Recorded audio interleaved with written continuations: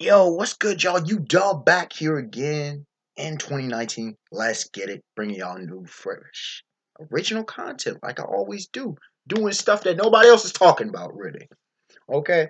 Now, I kind of alluded to this, I believe, I don't know how many videos I've alluded to. I believe I alluded to it in the first episode of The Flaws of MMA and in the most recent one, the second one that should be uploaded just before this one, dealing with problems with the grappler only cuts, right? And the thing is, for those who don't know, who aren't really into the martial arts or into fighting, to analyze fighting, understand the psyches of fighters and whatnot, they think fighting is just punch, punch, kick, kick, grab a man, throw a man, doing all that. No, even if they understand that, they're as athletes. I still say the martial art, they're not athletics. Okay, that's where you first mess up. Football, rugby, basketball, hockey, swimming, golf, even bowling, right? Sports. Those are sports. The martial arts fighting is not athletics. Now, athleticism helps definitely, but it is not athletics. It is a whole different animal. And I understand if fighters want to say they're athletes, combat sport. I get that. Branding and otherwise. But they're not athletes. You have to go into a different frame of mind. All the great champions have a different frame of mind. Bit of cockiness. Some of them, I was just watching a phenomenal video by the modern martial artist, which I love his channel, by the way. He does phenomenal fight breakdowns and whatever. If you're into martial arts, you need to go check his channel out. His channel is phenomenal. And he did literally the psychological breakdown of how a lot of fighters have alter egos and such, which I completely understand for focus and other reasons. But anyways, for those who don't know, if we're talking specifically, we're in this one, I'm not including street fighting, and I may do a video dealing with street fighting, brawling, and whatnot, and them as actual martial arts. Because a lot of people just think street fighting is just a street fight and brawling is just throwing some punches. That is not the case. That is not true. They're actual fighting styles, and they need to be respected. Because there are some guys who I know are phenomenal street fighters, and they tell me some of their escapades, and it's because they can fight, but they don't have any of the traditional, for the most part, martial arts tutelage. Okay, now this is a subject that you can write an entire book on casually. You can do an entire uh, series of videos. You can do whole series of shows. It can be its own movie. Like, this is a long topic. So I'm going to hopefully break this down into a digestible fashion, not make this run too long, but I want to hit on some main points on the psychology and then the philosophical differences, the psychological and philosophical differences between grappling and striking and grappling, excuse me. Let me start with striking because it'll be a bit easier to understand. Now, when it comes to striking, obviously strikers, people who stand. Grapplers, people who like to take it to the ground or at least grab a hold of you. Okay. And I say grapplers and not just wrestlers because wrestling is a specific subset of grappling. Striking includes boxing, bare knuckle boxing, Muay Thai, karate, taekwondo, jeet kune-do, even though jeet kune-do does have some grappling. I mean, most of the martial arts have some grappling. Um, uh, you name it. They're left weave. There are so many striking martial arts out there. Various forms of kung fu. You know, and this one I won't include the hybrid martial arts, which like sambo, pancration, just different animals. Capoeira is another striking martial art. When it comes to grappling, Brazilian jiu-jitsu, judo, jiu-jitsu, wrestling. Okay, those are some of the more wider known. Aikido. Okay. Now, when it comes to the psyche, okay, the psychological factor of striking. Striking, as I was saying in previous videos, it teaches you the fundamentals of range, distance. You think they're the same thing? No, no, no. How to fight in range, in fight, mid range, outboxing or out fighting. Okay. Distance, gauging of distance, depth perception, seeing when a punch and how close a punch is to you, seeing because some punches are very deceptive. A gazelle punch, for example, from boxing.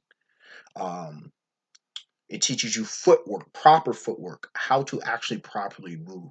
Because a lot of it's like in anything, we have bad habits or we develop certain cadences. Well, that's not necessarily the cadence that you want for that specific martial art. Or you could be halving your own power, your deliverance of a punch, a kick, an elbow, or knee.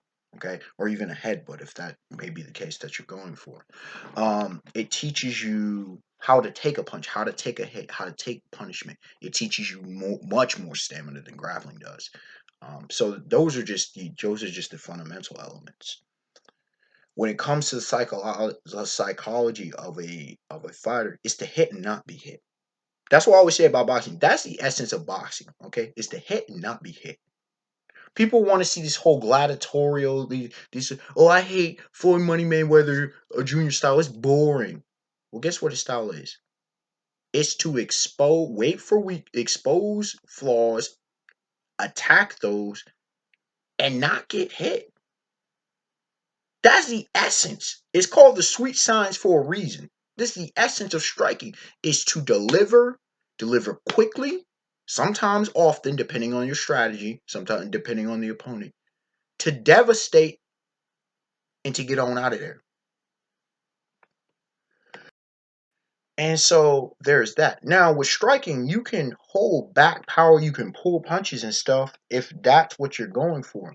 But if you're in a fight, you're looking to effectively end the fight as quickly as possible. And that's important in the psyche of a fighter. But here's the other part. It's paradoxical. You're looking to end a fight as quickly as possible. Deontay Wilder, the Bronze Bomber, for example. Iron Mike Tyson, Big George Foreman, Smoking Joe Frazier. You're also trained enough to go as long as it takes.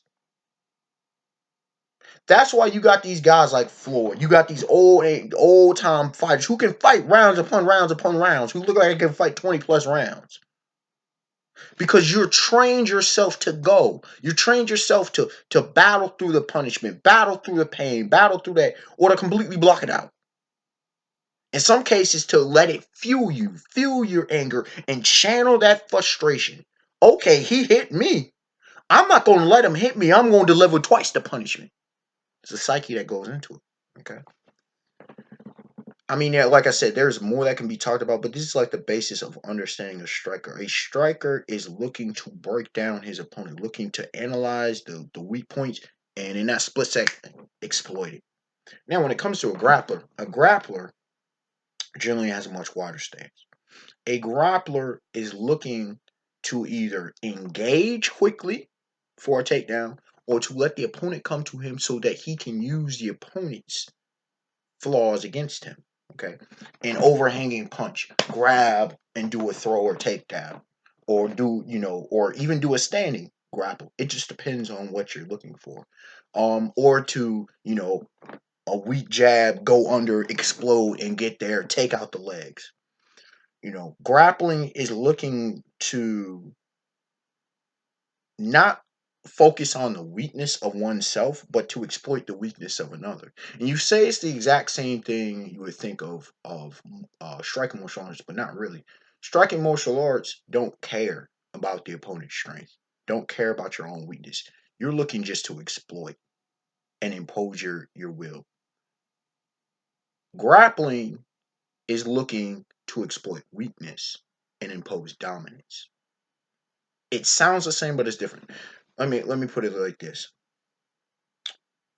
Think of striking like sword fighting, okay, or fencing. If you've ever watched fencing, I'm pretty sure most of y'all have watched some kind of anime or read some kind of manga where comics where you see two swordsmen clash, and they're looking to do that, and a lot of sword fights end quickly. Okay, when it comes to grappling is, think of like two bears or two dogs sizing each other up and going at it and battling for dominance that way. Striking is looking for that definitive blow. Grappling, not so much. You're looking to gain positioning, gain dominance, gain the advantage on the other person. Now, sometimes that can end the fight quickly, but a lot of cases it's looking to wear your opponent down, looking to cerebrally outwit your opponent, looking a lot more position. Okay. Certain things with guards, looking to fool your opponent, like a fox and a hen. Like a very like more fox. Okay. So there's that, looking to disarm, disable your opponent. But maybe not looking to inflict heavy damage unless necessary. So that's the thing with grappling. Striking, inflict damage. You can pull punches, but you're looking to inflict that pain. Grappling, you're looking to stop them. Okay, you're not looking to inherently inflict pain unless you want to break something. All right. And here's the thing. Ironically enough, even though you're looking to inflict pain with punches and kicks and strikes, with striking, you can literally pull punches. It's a lot easier to control.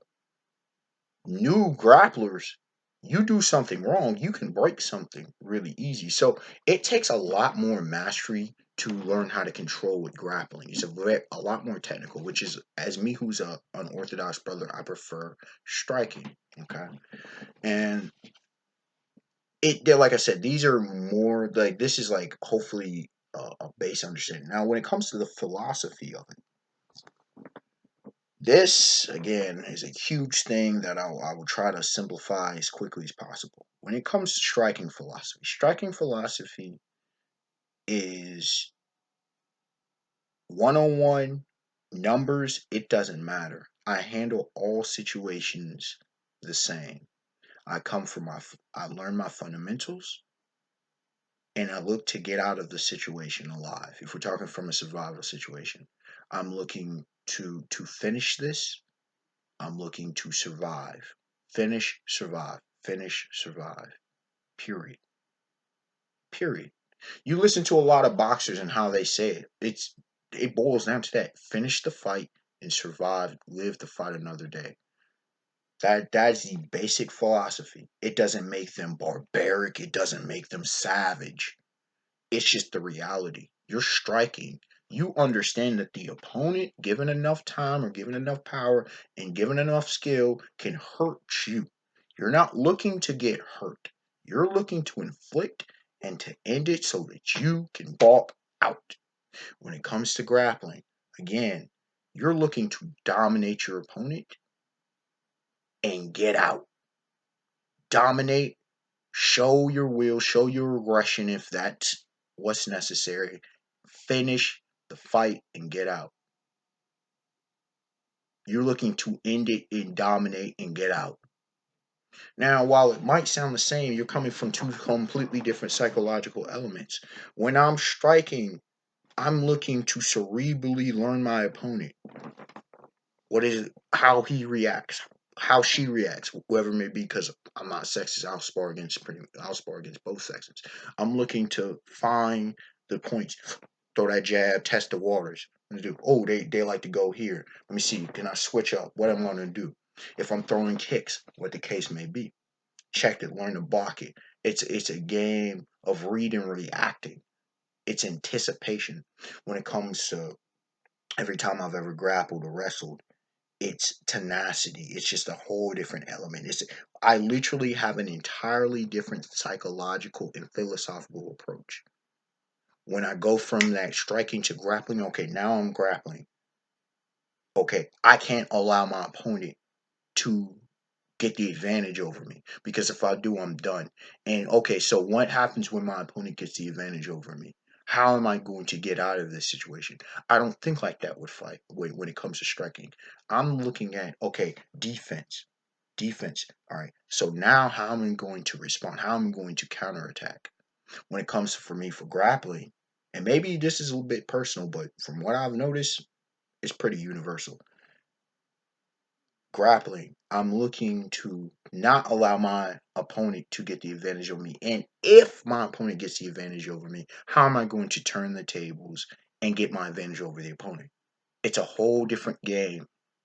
It's a whole different mentality and a whole different mindset. You have to switch because you're encountering a completely different arsenal, a completely different tool shed. Like, for example, carpentry versus plumbing. If you've never done either, Carpentry, you're dealing with woodworking. Plumbing, you're dealing with like pipes and stuff, right? Metalwork and such. If you try to bring the same tools and the same mentality to carpentry you do to plumbing and vice versa, you're gonna suck at either. Right? They're two specialized trades. That's why we pay people for them. And that's the same thing. You have two completely different. Now, some may ask me for in this video, well, what about hybrid martial arts? What about your street fighting styles? What about your bro? What about your sambo, your pancreation and such? That's advanced. All right. This is the simple version. We can talk about those if y'all so much want me to talk about hybrid fighting. All right. Unexpected Wonder, like, comment, subscribe. Tell me your thoughts on it. Tell me your experience. Whatever you encountered. Let me know if you think I'm right or wrong. If you learned something from this video. If you want more of these kind of discussions, let me know. I'd love to discuss this. I love the martial arts and I love fighting. I love breaking it down for the people. All right, y'all. Have a beautiful day, beautiful night. Peace.